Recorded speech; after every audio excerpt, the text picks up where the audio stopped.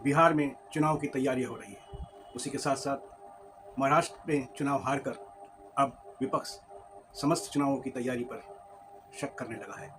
महाराष्ट्र और हरियाणा में चुनाव आयोग के दो प्रकार के तरीके देखकर अब विपक्ष नया चुनाव बिहार में जो होने जा रहा है उसके नए चुनाव आयोग के प्रयोग से भय खा रहा है। नमस्कार, मैं रजत, बहुत बहुत स्वागत है आपका मेरे चैनल ARK राष्ट्रहित में।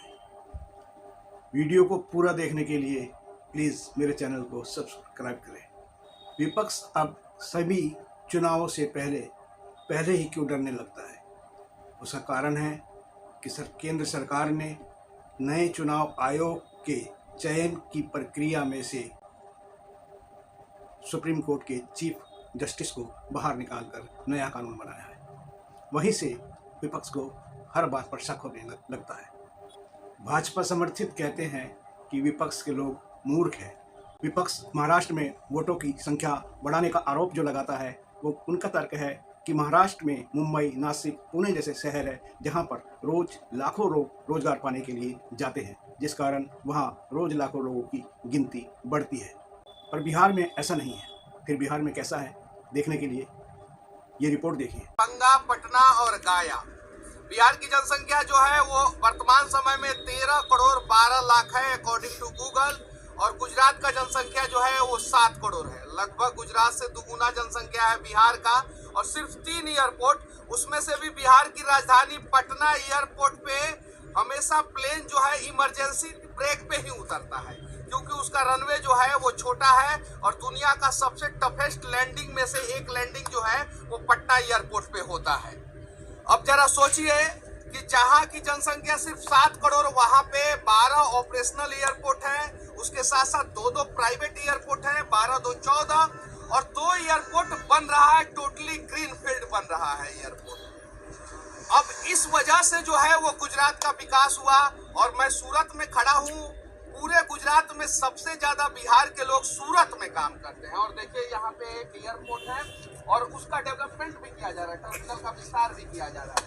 क्या इस प्रकार का काम जो है बिहार में नहीं हो सकता है? बिल्कुल हो सकता है। अब जरा सोचिए, एक एयरपोर्ट अगर कम से कम 1 लाख लोगों को रोजगार देता होगा तो 16 एयरपोर्ट 16 लाख लोगों को प्रत्यक्ष और अप्रत्यक्ष रूप से रोजगार दिया है। अंदर काम करने वाले, होटल वाले, टैक्सी वाले और भी बहुत सारे। और इस प्रकार से अगर काम बिहार में होता तो शायद जो है बिहार के सबसे ज्यादा लोग जो है सूरत में आके काम नहीं करते। सही है कि नहीं है?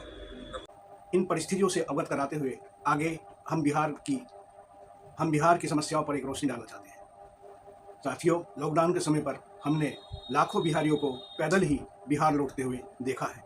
ये फर्क दिखाया गया है बिहार और गुजरात के बीच। बिहारियों की वो बेदर्द हालत, भूखे प्यासे पैदल ही अपने बिहार को, अपने घर को लौट रहे थे, और सरकार और प्रशासन का इन पैदल चलते हुए बिहारियों पर जुर्म का दृश्य भी हमने देखा। लाठी डंडों से मारा गया, सड़क पर चलने नहीं दिया गया, तो ये रेलवे ट्रैक से मजबूर होकर चलने लगे, और रेलों के नीचे भी आकर बहुत लोग कुचले गए।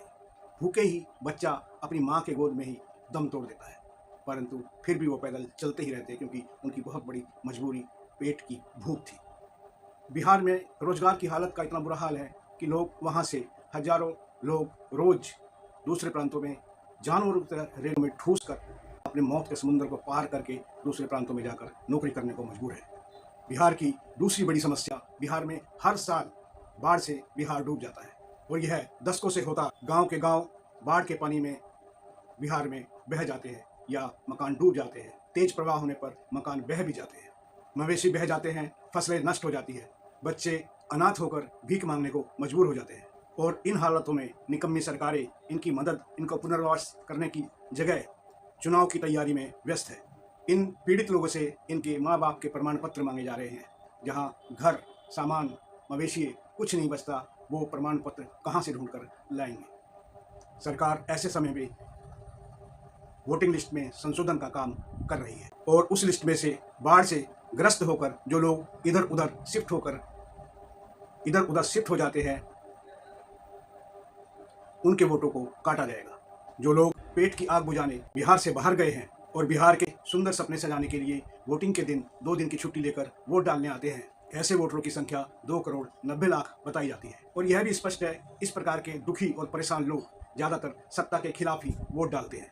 इन लोगों के वोट काटने के लिए चुनाव आयोग चुनाव से 2 माह पहले आकर वो दूसरे प्रांत से आकर वोटिंग लिस्ट संशोधन में भाग ले और अपने प्रमाण पत्र प्रस्तुत करें। ऐसा असंभव है। दूसरे प्रांतों में रहने वाले लोग 2 माह पहले ही इस कार्य के लिए नहीं आ सकते, प्रमाण पत्र नहीं दे सकते। ये चुनाव आयोग जानता है, सरकारें जानती है। इसका लाभ उठा करके ये लोग उनका वोट काटना चाहते हैं। लगता है चुनाव आयोग ने जिस प्रकार से महाराष्ट्र में 80 लाख वोट जोड़ करके सत्ता का साथ दिया था, इसी प्रकार का कोई खेल बिहार में करना चाहते हैं। वोट काटकर सत्ता का साथ देने की योजना है। बिहार के 2 करोड़ 90 लाख लोग तो दूसरे प्रांतों में नौकरी करते ही है। उसके अलावा जो बाढ़ पीड़ित है, दलित है, मुस्लिम है, आदिवासी है, इन लोगों के पास अधिकांश प्रमाण पत्र नहीं मिलेंगे, जो इन लोगों के वोट काटकर बिहार में 1 से 2 करोड़ वोट कम करने की योजना लगती है। क्योंकि ये जानते हैं ये पीड़ित होने के कारण सत्ता के विरुद्ध ही वोट डालते हैं।